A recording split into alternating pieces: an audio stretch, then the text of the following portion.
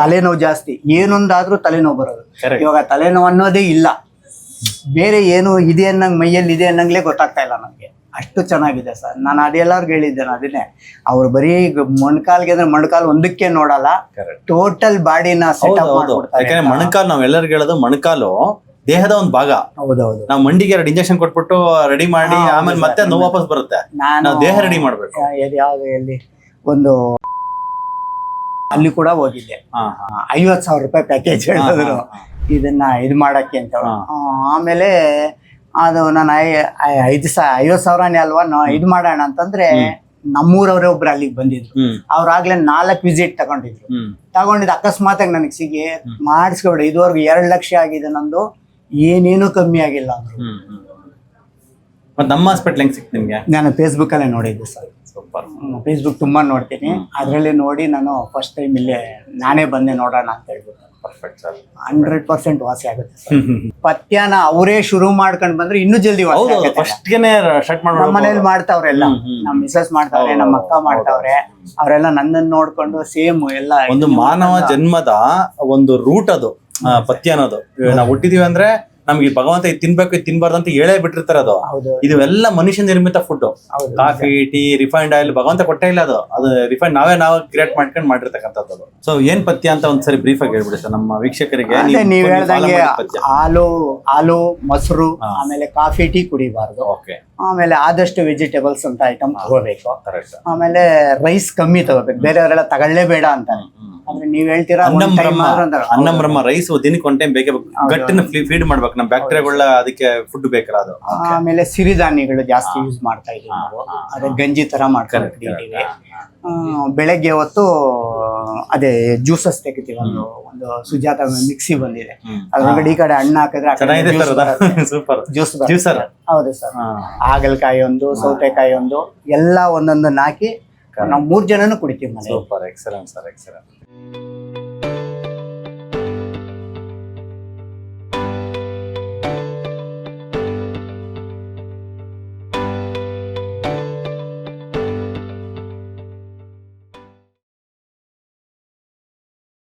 ನನಗೆ ಈ ಗ್ಯಾಸ್ಟ್ರಿಕ್ ಅನ್ನೋದು ಸುಮಾರು 20 ವರ್ಷದಿಂದ ತೋರಿಸ್ತಾ ಇದೆ, ಎಲ್ಲೂ ವಾಸಿ ಆಗಲಿಲ್ಲ. ಆಮೇಲೆ 20 ವರ್ಷದಿಂದ ಶುಗರೂ ನಾರ್ಮಲ್ ಬರ್ತಾ ಇಲ್ಲ, ಯಾವಾಗ ತಗೊಂಡ್ರು ಇದಾಗಿರೋದು.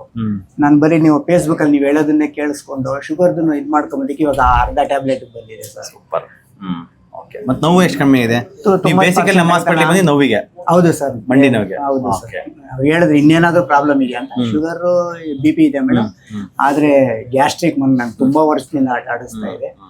ಅದು ಯಾವ ಡಾಕ್ಟರ್ ನೋಡಿದ್ರು ಎಷ್ಟು ಗ್ಯಾಸ್ಟ್ರಿಕ್ ಮಾತ್ರ ಇದೆ ಅಷ್ಟು ಕುಡಿದಿದ್ದೀನಿ ಸರ್. ಎಲ್ಲಾ ತರದ್ದು ತಗೊಂಡಿದ್ದೀನಿ. ಸ್ಟಾರ್ಟಿಂಗ್ ನಲ್ಲಿ ರೆಕ್ಲಿಮೆಂಟ್ ಅಂತ ಬರೋದು, ಅದು ಅಲ್ಲಿಂದ ಕುಡಿದಿದ್ದೀನಿ. ನಾವು ಸ್ಟೂಡೆಂಟ್ ಆಗಿರಲಿಲ್ಲ ಅವಾಗಿನ ಹೈಸ್ಕೂಲ್ ಓದ್ತಾ ಇದ್ವಿ ಆವಾಗ. ಹಾಸ್ಪಿಟಲ್, ದೊಡ್ಡ ಹಾಸ್ಪಿಟಲ್ ಬೆಂಗಳೂರಿಗೆ ಇದ್ದಿದ್ದು, ಅವ್ರು ಬರ್ಕೊಂಡಿದ್ದು ಅದೆಲ್ಲ ಕುಡಿದಿದ್ದೀನಿ. ಏನ್ ಕುಡಿದ್ರು ಆಗ್ತಾ ಇಲ್ಲ. ಇಯರ್ಲಿ 1 ಟೈಮ್ 100% ಹಾಸ್ಪಿಟಲ್ಗೆ ಅಡ್ಮಿಟ್ ಆಗ್ಬೇಕಾಗಿತ್ತು. ತುಂಬಾ ಎಂಡೋಸ್ಕೋಪಿ ಎಲ್ಲ ಮಾಡ್ತಾ ಇದ್ರು. ಬರೀ ಮಾಡಿ ಎಲ್ಲ ಚೆನ್ನಾಗಿದೆ ನಾವು, ಏನು ಇಲ್ಲ, ಎಲ್ಲ ಚೆನ್ನಾಗಿದೆ ಅನ್ನೋರು. ಬರೀ ಗ್ಲೂಕೋಸ್ ಅಲ್ಲಿ ಏನೋ ಕೊಡೋರು ಸರ್ ಹೋಗೋದು. Super sir, excellent sir, excellent recovery, great sir.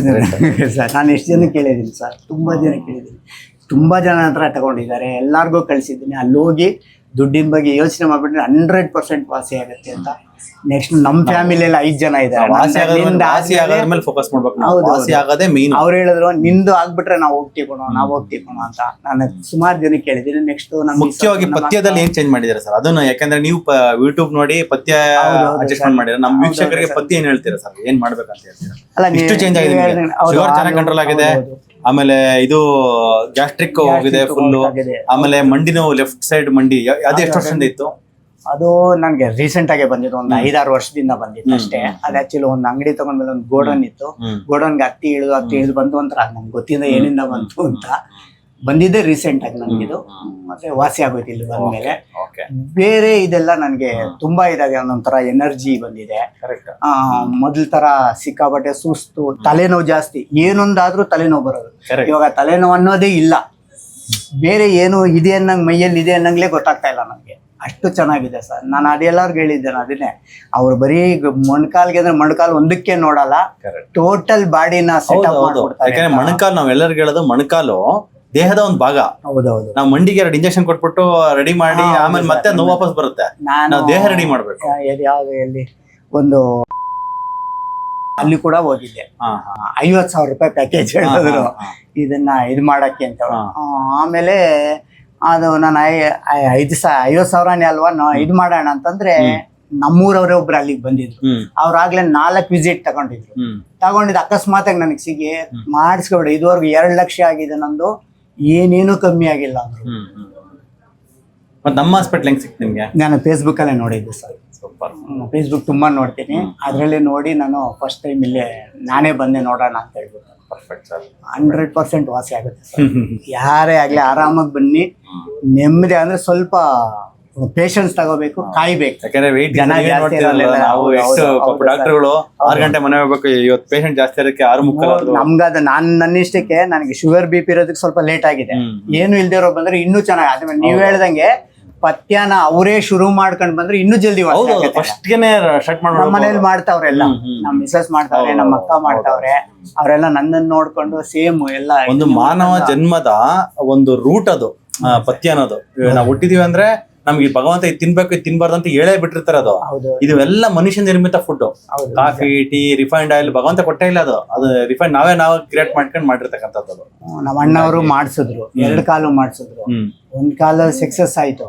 ಈಗ ರೀಸೆಂಟ್ ಆಗಿ ಮಾಡ್ತಿದ್ದು ಸುಮಾರು 4 ಲಕ್ಷ ಖರ್ಚಾಯ್ತು ಅವ್ರಿಗೆ. ಇನ್ನೊಂದಂತೂ ತಿರ್ಗಿ ಸರಿಯಾಗಿ ಆಗಿಲ್ಲ ಅಂತ ತಿರ್ಗಿ ಕಟ್ ಮಾಡಿ ತಿರ್ಗಿ ಮಾಡೋದು. ಅವಾಗ ನಾನು ಹೇಳಿದ್ರು, ನೀನ್ ಹೋದಂಗೆ ಹೋಗಿದ್ರೆ ಚೆನ್ನಾಗಿತ್ಕೊಳೋ, ನನ್ಗೆ ಅನ್ಯಾಯವಾಗಿ ಸುಮ್ನೆ ಎಲ್ಲ ಕುಯ್ದು ಹಾಳು ಮಾಡಾಕ್ತಾರೆ. ಇವಾಗ ನಡೀತಾರ ಚೆನ್ನಾಗಿದಾರ? ನಡೀತಾರೆ, ಅಷ್ಟು ಆಗಲ್ಲ, ಆದ್ರೂ ಇಟ್ಕೊಂಡು ನಡಿಬೇಕು. ಅವ್ರು ದಪ್ಪ ಇದಾರೆ, ಸಿಕ್ಕಾಪಟ್ಟೆ ದಪ್ಪ ಇದಾರೆ. ಸೊ ಏನ್ ಪಥ್ಯ ಅಂತ ಒಂದ್ಸರಿ ಬ್ರೀಫ್ ಆಗಿ ಹೇಳ್ಬಿಡಿ ಸರ್ ನಮ್ಮ ವೀಕ್ಷಕರಿಗೆ. ನೀವ್ ಹೇಳ್ದಂಗೆ ಹಾಲು, ಮೊಸರು, ಆಮೇಲೆ ಕಾಫಿ, ಟೀ ಕುಡಿಬಾರ್ದು. ಆಮೇಲೆ ಆದಷ್ಟು ವೆಜಿಟೇಬಲ್ಸ್ ಅಂತ ಐಟಮ್ ತಗೋಬೇಕು. ಆಮೇಲೆ ರೈಸ್ ಕಮ್ಮಿ ತಗೋಬೇಕು, ಬೇರೆಯವರೆಲ್ಲ ತಗೊಳ್ಳೇಬೇಡ ಅಂತಾರೆ. ಅಂದ್ರೆ ನೀವ್ ಹೇಳ್ತೀರಾ ಅನ್ನ ಬ್ರಹ್ಮ ರೈಸ್ ದಿನಕ್ಕೆ 1 ಟೈಮ್ ಬೇಕೇ ಬೇಕು. ಗಟ್ಟಿನ ಫೀಡ್ ಮಾಡ್ಬೇಕು, ನಮ್ಮ ಬ್ಯಾಕ್ಟೀರಿಯಾಗಳ ಅದಕ್ಕೆ ಫುಡ್ ಬೇಕಲ್ಲ ಅದು. ಆಮೇಲೆ ಸಿರಿಧಾನ್ಯಗಳು ಜಾಸ್ತಿ ಯೂಸ್ ಮಾಡ್ತಾ ಇದೀವಿ ನಾವು, ಅದೇ ಗಂಜಿ ತರ ಮಾಡ್ಕೊಂಡಿದ್ದೀವಿ. ಬೆಳಗ್ಗೆ ಹೊತ್ತು ಅದೇ ಜ್ಯೂಸಸ್ ತೆಗಿತೀವಿ. ಒಂದು ಸುಜಾತ ಮಿಕ್ಸಿ ಬಂದಿದೆ, ಅದ್ರೊಳಗಡೆ ಈ ಕಡೆ ಹಣ್ಣು ಹಾಕಿದ್ರೆ ಜ್ಯೂಸ್. ಹೌದು ಸರ್. ಹಾಗಲಕಾಯಿ ಒಂದು, ಸೌತೆಕಾಯಿ ಒಂದು, ಎಲ್ಲ ಒಂದೊಂದನ್ನ ಹಾಕಿ ನಾವು 3 ಜನನು ಕುಡಿತೀವಿ ಮನೆ. Super, excellent sir, excellent. So ಇದನ್ನ ಮಾಡಿದ್ರೆ ಏನೇ ಕಾಯಿಲೆ ಇರ್ಬೋದು ಸರಿ ಆಗುತ್ತೆ ಅಂತ. ಯಾಕಂದ್ರೆ ಗ್ಯಾಸ್ಟ್ರಿಕ್ ಅನ್ನೋದು ಪ್ರತಿಯೊಬ್ಬರ ಮನೆಯಲ್ಲಿ ಪ್ರತಿಯೊಬ್ಬರಿಗೂ ಇರುತ್ತೆ, 90% ಜನಕ್ಕೆ ಇದ್ದೇ ಇರುತ್ತೆ ಮನೆಯಲ್ಲಿ. ಆಮೇಲೆ ಡಯಾಬಿಟಿಸ್ ಅನ್ನೋದು ಇತ್ತೀಚೆಗೆ ಇಂಡಿಯಾ ಇಸ್ ಡಯಾಬಿಟಿಕ್ ಕ್ಯಾಪಿಟಲ್. ನಿಜ ಸರ್. ಯಾಕಂದ್ರೆ ಬಿಕಾಸ್ ಆಫ್ ಎಲ್ಲಾ ಕಡೆ ರಿಫೈನ್ಡ್ ಶುಗರ್ ಅದರಿಂದ ಅದನ್ನು ಬಿಟ್ಬಿಟ್ಟಿದೆ. ನಾವು ಇವಾಗ ಊರ್ಗ್ ಹೋಗಿ ಗಾಣದಲ್ಲಿ ಎಣ್ಣೆ ಹಾಕ್ಸ್ಕೊಂಡ್ಬಂದು ಮನೆಯಲ್ಲಿ ಯೂಸ್ ಮಾಡ್ತಾ ಇದೀವಿ. ಒಂದೊಂದ್ಸರಿ ಈಗ ಮೊನ್ನೆ ಕಡಲೆ ಬೀಜ 20 kg ತಗೊಂಡೋದ್ರೆ ಅದ್ರಲ್ಲಿ 2 kg ಎಳ್ಳು ಹಾಕ್ಸಿ ಮಾಡಿಸ್ಕೊಂಡ್ಬಂದೆ. ಇನ್ನೂ best sir coconut oil. Number 1 coconut oil. ನಾವು ಕುಡಿಯಕ್ಕೆ ಯೂಸ್ ಮಾಡ್ತೀವಿ, ಅಡಿಗೆಗೂ ಅದು ಯೂಸ್ ಮಾಡಬೇಕು. 1-2 ದಿನ ಅಭ್ಯಾಸ ಆಗ್ಬಿಡುತ್ತದು. ಇಲ್ಲ, ಚೆನ್ನಾಗಿದೆ ಕೋಕೋನಟ್ ಅಡಿಗೆಗೂ ಅದೇ ಯೂಸ್ ಮಾಡಬೇಕು. ಚೆನ್ನಾಗಿದೆ, ಅಡಿಗೆಗೂ ಚೆನ್ನಾಗಿದೆ. ನಾವು ಸ್ಟಾರ್ಟಿಂಗ್ ನಲ್ಲಿ ನೀವು ಕೊಟ್ಟಿದ್ರಲ್ಲ ಅದನ್ನೇ ಯೂಸ್ ಮಾಡ್ತಾ ಇದ್ದೀವಿ.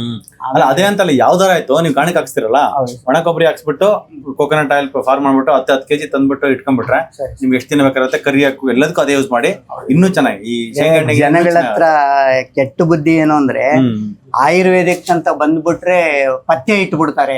ಪಥ್ಯ ಇಟ್ಬಿಟ್ರೆ ನಮ್ ಕೈಲಿ ಇರಕ್ಕಾಗಲ್ಲ. ಇದು ಆಕ್ಚುಲಿ ಅಷ್ಟೊಂದು ಕಷ್ಟವಾಗಿರೋ ಪಥ್ಯ. ನಾವು ನಾನ್ ವೆಜ್ ಸ್ಟಾಪ್ ಮಾಡ್ಸಲ್ಲ, ಮತ್ತೆ ರೈಸ್ ಸ್ಟಾಪ್ ಮಾಡ್ಸಲ್ಲ. ಅಲ್ಲ ನಾನು ಯೂಶಲಿ ಹೇಳೋದು, ನಾವು ನಾನ್ ವೆಜ್ ಸ್ಟಾಪ್ ಮಾಡ್ಸಲ್ಲ, ನಾವು ಇದನ್ನ ಸ್ಟಾಪ್ ಮಾಡ್ಸಲ್ಲ, ಯಾವ್ದು ರೈಸ್ ಸ್ಟಾಪ್ ಮಾಡ್ಸಲ್ಲ. ರೈಸ್ ತಿನ್ನಂಗೆ ಇಲ್ಲ, ಮುಟ್ಟಂಗಿಲ್ಲ ಅಂತಾರೆ. ಅದು ಮುಖ್ಯವಾಗಿರೋದು ಒಂದು 7-8 ಐಟಮ್ಸ್ ಇದೆ ಸರ್. ಕಾಫಿ, ಟೀ, ಗೋಧಿ ಮೈದಾ, ಮತ್ತೆ ರಿಫೈಂಡ್ ಆಯಿಲ್, ರಿಫೈಂಡ್ ಶುಗರ್. ಇಷ್ಟ ನಾವು ಸ್ಟಾಪ್ ಮಾಡ್ಬಿಟ್ರೆ ನಮ್ದು ತುಂಬಾ ಕಮ್ಮಿ ಇತ್ತು. ನಾವು ಅವೆಲ್ಲ ಗೋಧಿ ಅನ್ನೋದು ಜಾಸ್ತಿ ಯೂಸ್ ಮಾಡ್ತಾ ಇರ್ಲಿಲ್ಲ. ಮಗನಿಗೋಸ್ಕರ ಒಂದ್ ದಪ್ಪ ಇದ್ದಾನೆ, ಗೋಧಿ ತಿನ್ನು ಅಂದ್ರೆ ಅವ್ನಿಗೋಸ್ಕರ ಮಾಡ್ತಾ ಇದ್ದೀವಿ. ಅವನು ನಿಲ್ಲಿಸ್ಬಿಟ್ಟವನೆ. ಗೋಧಿ ಸ್ಟಾಪ್ ಮಾಡಿ ನಿಮ್ಗೇನ ಚೆನ್ನಾಗಿ ಸ್ಲಿಮ್ ತರದೇ ಬಿಟ್ಬಿಟ್ಟಿದೆ ನಾನು. ಅಕ್ಕಿನೂ ಗೋಧಿ 2 10 kg ತರ್ತಾ ಇದ್ದೀವಿ. ಅದು 25 kg, ಇದು 10 kg ನಾವು ತರೋದೇ ಬಿಟ್ಬಿಟ್ಟಿದ್ದೇವೆ ಮನೆಗೆ. ರಾಗಿ, ನ್ಯಾಚುರಲ್ ರೈಸ್ ದೇಸಿ ರೈಸ್ ಬ್ರೌನ್ ಬಂದಿತ್ತಲ್ಲ ಅದು ತಂದಿದೆ 10 kg, ಅದು ತಿಂತಾ ಇದೀವಿ. ಈಗ ನಾವು ಏನ್ ಅಂತಾರೆ ಏನು ಇಲ್ವೇ ಇಲ್ಲ ಸರ್, ನಮ್ಗೆ ಆರಾಮಾಗಿ. Thank you sir. ನೀವು ಇನ್ನೊಂದು ಹೇಳಿದ್ರಲ್ಲ, ಏನದು ದಪ್ಪ ಅಲ್ಲ ಇದಕ್ ಮೇನ್. ಹೌದೌದು. ಈಗ ಮಂಡಿ ನೋವು ಸರ್, ಈಗ ನಿಮ್ಮ ಅಣ್ಣವರು ದಪ್ಪ ಇದಾರೆ ಅಂದ್ರು. ಹೌದೌದು ಸರ್. ಅವ್ರಿಗೆ ದಪ್ಪ ಇದಾರ, ಮಂಡಿ ನೋವು ಬಂದಿದೆ, ಸಣ್ಣ ಆಗಿ ಅಂತ ಹೇಳ್ತಾರೆ. ನಿಮ್ಗೆ ಎಲ್ಲಿಂದ ಬಂತು? ನಮ್ಗೆ ಅದೇ ನಿಮ್ಗೆ ಎಲ್ಲಿಂದ ಬಂತು? ಇನ್ಫ್ಲಮೇಷನ್ ನಿಮ್ ಕರಳಲ್ಲಿ ಇರ್ತಕ್ಕಂಥ ಸಮಸ್ಯೆ 25 ವರ್ಷದಿಂದ ಗ್ಯಾಸ್ಟ್ರಿಕ್ ಅದೇ ಅದೇ ಅಲ್ಲಿ ಸರಿ ಆಗ್ಬೇಕಾಯ್ತು. ಅದು ಮೂಲ ರೂಟ್. ನಮ್ಮ ದೇಹದ ಆಧಾರ ಸ್ತಂಭ ಬಂದು ನಮ್ಮ ಕರಳು, ಅದು ಸರಿ ಆಗ್ಬೇಕಾದ್ರೆ ಅದು ಮೇಯ್ನ್ ಸರಿ ಆಗೋದು ನಮ್ಮ ಫುಡ್ ಇಂದ. ಸೊ ನಮ್ಮ ಅಲ್ಲಿ ಆಗ್ಲಿಲ್ಲ. ನಮ್ಮ ಫುಡ್, ಕರಳಿಂದ ಬ್ಲಡ್ ಇಂದ ಜಾಯಿಂಟ್ಸ್, ಹಿಂಗೆ 4 ಸ್ಟೇಜಲ್ಲಿ ನಾವು ಸರಿ ಮಾಡ್ಕೋಬೇಕು. ಸೊ ಆಹಾರ, ಅಡಿಗೆ ಮನೆ ಚೇಂಜ್ ಆಗೋವರೆಗೂ ಯಾವುದು ಚೇಂಜ್ ಆಗಲ್ಲ. ಹಂಗಾಗಿನೇ ನಾವು ಅಲ್ಲಿಗೆ ರೂಟ್ ಕಾಸ್ ಅಡ್ರೆಸ್ ಮಾಡ್ಬಿಟ್ಟೆ ಮಾಡ್ತಾ ಇದೀವಿ ಸರ್. Okay, thank you.